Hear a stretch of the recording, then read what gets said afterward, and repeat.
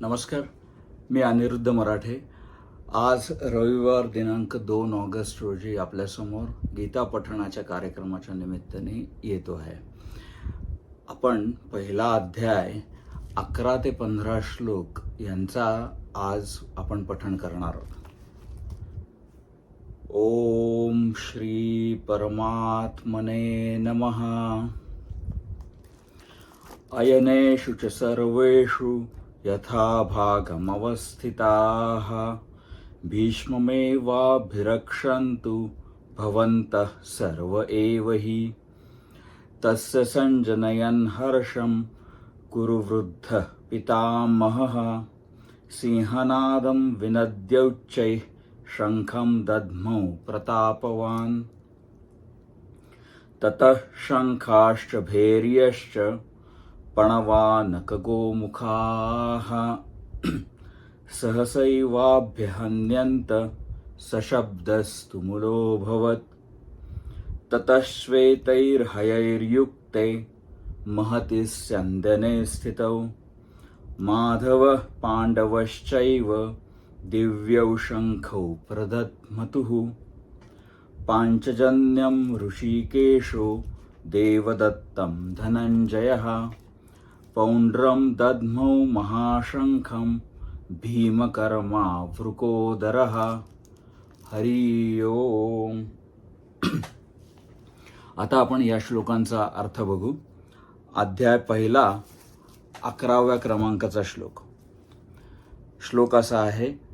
अयनेषु च सर्वेषु यथा भागम अवस्थिताः भीष्ममेवाभिरक्षन्तु भवन्तः सर्व एव हि.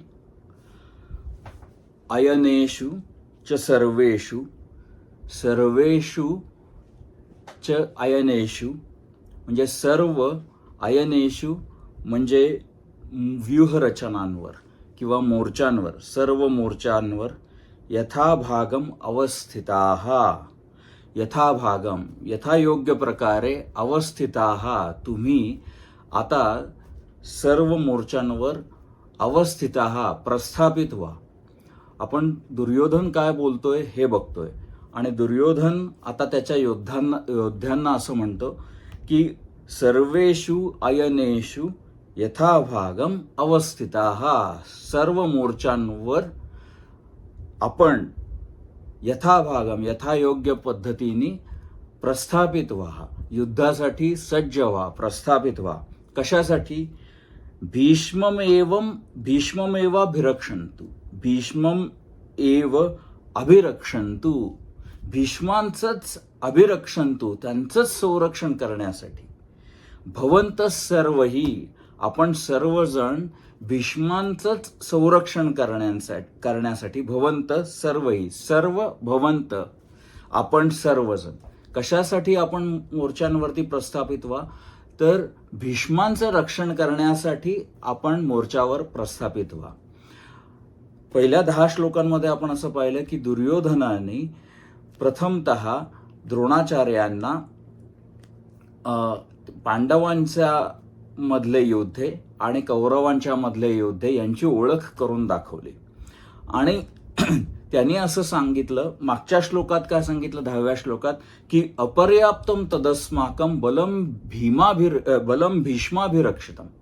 भीष्मांनी बलम म्हणजे सैन्य, अभिरक्षितम भीष्मांनी जे रक्षण केलेलं सैन्य आहे ते अजिंक्य आहे, ते जिंकण्यास अजिबात शक्य नाही. आणि पर्याप्तम त्विदमे तेषां बलम भीमाभिरक्षितम, आणि भीमाने ज्याचं संरक्षण केलेलं आहे ते पांडवांचं सैन्य, त्याचा आपण पाडाव करू शकतो, असं 10व्या श्लोकात सांगितलं. आणि आता 11व्या श्लोकात दुर्योधन आपल्या योद्ध्यांना तयार करतोय. कसं तयार करतोय? तर अयनेषु सर्वेषु यथाभागम अवस्थिताः, सर्वेषु अयनेषु सर्व मोर्चांवर यथाभागम व्यवस्थित प्रकारे, यथायोग्य प्रकारे अवस्थिताः तुम्ही सज्ज व्हा, प्रस्थापित व्हा. कशासाठी? तर भीष्मम एव अभिरक्षन्तु, भीष्मांचं संरक्षण करण्यासाठी. दुर्योधनाला माहिती आहे की जर का भीष्मांचं संरक्षण केलं तर त्यांनी रक्षण केलेली आपली सेना ही अजिंक्य आहे. म्हणून तो योद्ध्यांना असं आवाहन करतो की भीष्मांचं संरक्षण करण्यासाठी तुम्ही मोर्चांवर योग्य प्रकारे प्रस्थापित व्हा. 12वा श्लोक असा आहे, तस्य संजनयन हर्षम कुरुवृद्ध पितामहः सिंहनादम विनद्यौच्चैः शंखम दद्मौ प्रतापवान. तस्य संजनयन हर्षम, तस्य हर्षम संजनयम, त्याचा हर्ष त्याचा उत्साह संजनयम वाढवत, संजनयन म्हणजे वाढवत. कोणी वाढवत? प्रतापवान कुरुवृद्ध पितामहः, अत्यंत महापराक्रमी कुरुवृद्ध, कुरुकुलातील सर्वात ज्येष्ठ असे पितामह भीष्म. त्यांनी काय केलं? सिंहनादम विनद्यौच्चैः शंखम दद्मौ. सिंहनादम, सिंहाप्रमाणे नाद करणारा असा आवाज करत, सिंहाप्रमाणे गर्जना करणारा असा आवाज करत, विनद्य उच्चैहि, विनद्य म्हणजे गर्जना करून, उच्चैहि मोठी गर्जना करत, शंखम दद्मौ शंख फुंकला. आणि भीष्मांनी दुर्योधनाचं तस्य संजनयन हर्षण, तस्य हर्षण संजनयन, दुर्योधनाचा उत्साह वाढवत सिंहाच्या आरोळीप्रमाणे शंखाचा नाद केला. 13वा श्लोक, ततः शंखाश्च भैर्यश्च पणवानक गोमुखाः सहसैवाभ्यहन्यन्त सशब्दस्तुमुलोऽभवत्. ततः शंखाः च भैर्यः च पणवानक गोमुखाः. भैर्य म्हणजे भेरी, पणव आणि आनक आणि गोमुखाः ही वेगवेगळ्या प्रकारची वाद्य आहेत. गोमुखा म्हणजे मला असं वाटतं ते शिंगानी बनवलेलं रणशिंग का काय म्हणतात ना, तसं ते वाद्य आहे. आणि पणव, आनक हे ढोल वगैरे ह्याच्यासारखे वाद्य आहेत. ततः त्याच्यानंतर म्हणजे भीष्मांनी सिंहाच्या प्रमाणे शंखाचा आवाज केल्यानंतर, ततः शंखाः च भैर्याः च पणव आनक गोमुखाः सहसैवाभ्यहन्यन्त, सहसा एव अभ्यहन्यन्त. सहसा म्हणजे एकदम, अचानक, अभ्यहन्यन्त एकाच वेळी वाजवली गेली. आणि सशब्दस्तुमुलो भवत, सशब्दः तुमुलः अभवत, सशब्दस्तुमुलो भवत, सहा शब्दाः तुमुलः अभवत. म्हणजे त्याचा भीष्मांनी आपला सिंहाच्या आरोळीप्रमाणे गर्जना केल्यानंतर अचानक शंख, भेरी, पणव, आनक, गोमुख अशा वेगवेगळ्यांचा आवाज आणि कसा तुमुलः अत्यंत भयंकर असा आवाज एकाच वेळी झाला. म्हणजे भीष्म हे सेनापती होते कुरूंच्या सैन्याचे, आणि त्यांनी एकदा शंखाची गर्जना केल्यानंतर सगळ्यांना समजलं की आता युद्ध सुरू होणार. आणि युद्धामध्ये आपल्या योद्ध्यांना उत्साह आणण्यासाठी ह्या लोकांनी शंखांचा, वेगवेगळ्या वाद्यांचा, ढोल असतील किंवा त्याच्यासारखे वाद्य किंवा रणशिंगासारखी वाद्य, असा यांचा एकाच वेळी भयंकर असा आवाज झाला. 14वा श्लोक, ततः श्वेतैर्हयैर्युक्ते महती स्यन्दने स्थितौ माधवः पांडवश्चैव दिव्यौ शंखौ प्रदध्मतुः. ततः त्यानंतर श्वेतैर्हयैर्युक्ते, श्वेतैहि हयैहि युक्ते, श्वेतैहि, श्वेत म्हणजे पांढरा रंग, हयैहि म्हणजे घोडे, पांढऱ्या रंगात. ततः त्यानंतर असा मोठा आवाज झाल्यानंतर ततः श्वेतैहि हयैहि युक्ते, पांढऱ्या घोड्यांनी युक्त असलेला, महती स्यन्दने स्थितौ, मोठ्या महान अशा रथात, स्यन्दने स्थितौ बसलेल्या, पांढऱ्या घोड्यांचा रथ अर्जुनाचा होता आणि त्याच्यामध्ये त्या रथाचं सारथ्य भगवान श्रीकृष्ण करत होते. तर ततः श्वेतैहि हयैहि युक्ते महती स्यंदने स्थितौ माधवः पांडवः च एव दिव्यौ शंखौ प्रदध्मतुः. माधवः म्हणजे श्रीकृष्ण आणि पांडवः चैव आणि अर्जुन या दोघांनी दिव्यौ शंखौ प्रदध्मतुः, दिव्य शंखांचा मोठा आवाज केला किंवा दिव्य शंखांचा फुंकार केला. 15वा श्लोक. पांचजन्यम ऋषिकेशो देवदत्तम धनंजय. पांचजन्य नावाचा शंख ऋषिकेश म्हणजे भगवान श्रीकृष्णांनी फुंकला. देवदत्तम धनंजय, तर देवदत्त नावाचा शंख हा अर्जुनाने फुंकला. पौंड्रम दध्मौ महाशंखम भीमकर्मा वृकोदरः. पौंड्र नावाचा पौंड्रम दध्मौ, पौंड्र नावाचा शंख महाशंख साधा शंख नाही, पौंड्रम दध्मौ महाशंख, पौंड्र नावाचा महाशंख मोठा शंख कोणी फुंकला तर भीमकर्मा, जो भयंकर काम करतो. वेग म्हणजे भयंकर म्हणजे वस्तुमानाने देखील भयंकर आणि बलाने देखील अशी भयंकर. भीमकर्मा मोठमोठाली जो काम करतो. वृक उदरहा, ज्याची भूक ही प्रचंड मोठी आहे. असा म्हणजे भीम. भीमाने तर वृकोदरहा, तो कसा आहे भीमकर्मा वृकोदरहा.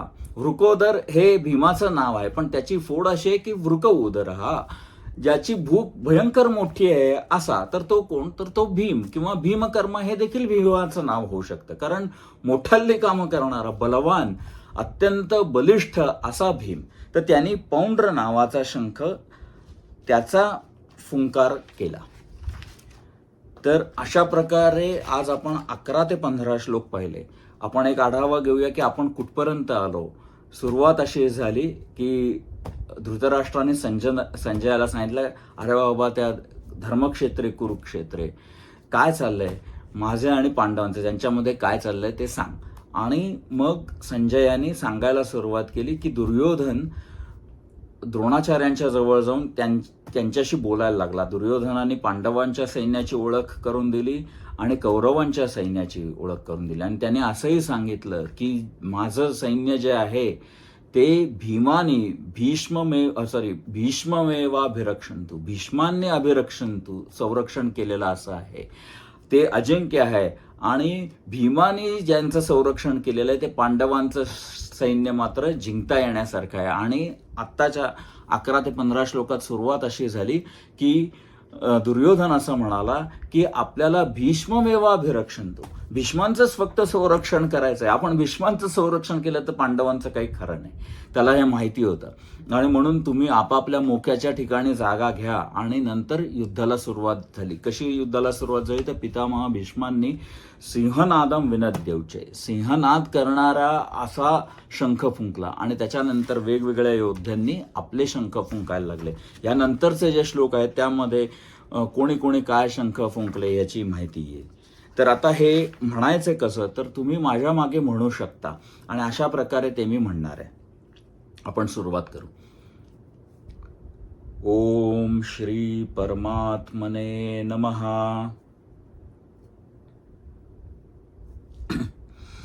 अयनेषु च सर्वेषु यथा भागमवस्थिताः भीष्ममेवाभिरक्षन्तु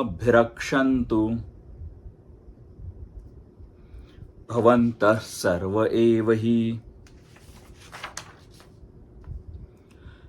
तस्य संजनयन् हर्षम्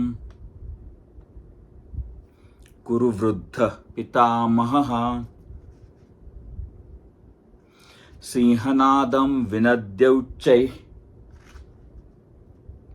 शंखं दध्मौ प्रतापवान्. ततः शंखाश्च भैर्यश्च पणवानकगोमुखाः.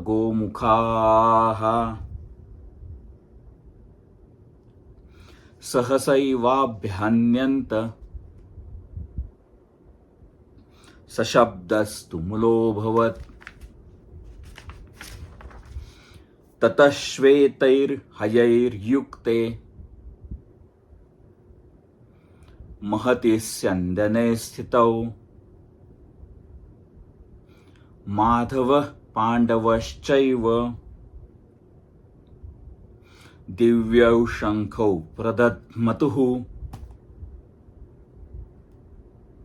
पाञ्चजन्यं ऋषिकेशो देवदत्तं धनञ्जयः पौण्ड्रं दद्मौ महाशङ्खं भीमकर्मा वृकोदरः। हरि ओम। या गीता पठणाचा आपण लाभ घ्यावा, माझ्या मागे आपण गीता म्हणावी। भगवद्गीता जे श्रद्धावान आहे, ज्यांची ईश्वरावर श्रद्धा आहे किंवा ज्यांना भगवद्गीता काय आहे हे समजून घ्यायचं असेल, श्रद्धा असलीच पाहिजे ईश्वरावर असं नाही, पण भगवद्गीता काय आहे, त्याच्यात काय तत्वज्ञान सांगितलेलं आहे हे समजून घ्यायचं असेल तर भगवद्गीता आपल्याला म्हणता आली पाहिजे आणि तिचा अर्थ आपल्याला करता आला पाहिजे। हे जर का आपल्याला जमलं तर आपण भगवद्गीता नक्की काय म्हटलंय हे निश्चितपणे समजून घेऊ शकतो। आपण याचा लाभ घ्यावा ही विनंती। सर्वं कृष्णार्पणमस्तु। हरये नमः, हरये नमः, हरये नमः।